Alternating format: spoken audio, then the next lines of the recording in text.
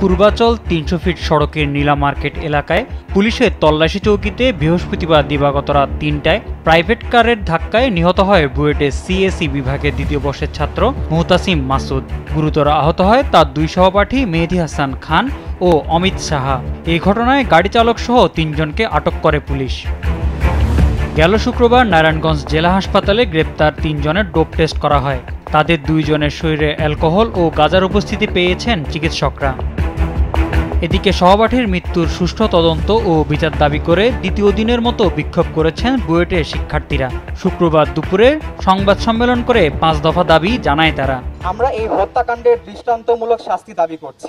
ইতিমধ্যে আমরা দেখতে পাচ্ছি যে অভিযুক্তদের আইনজীবী গণমাধ্যমে বিভিন্ন রকমের বিভ্রান্তিমূলক তথ্য দিয়ে ঘটনাকে ধামাচাপা দেওয়ার চেষ্টা করছেন। আমরা সরকারের কাছে দাবি জানাচ্ছি, সড়কের নিরাপত্তা আইন জোরদার করুন, দেশের বিচার ব্যবস্থাকে একটি গোষ্ঠীর হাতে জিম্মি হওয়ার হাত থেকে রক্ষা করুন। মাসুদ হত্যায় গ্রেপ্তার ৩ জনই শিক্ষার্থী।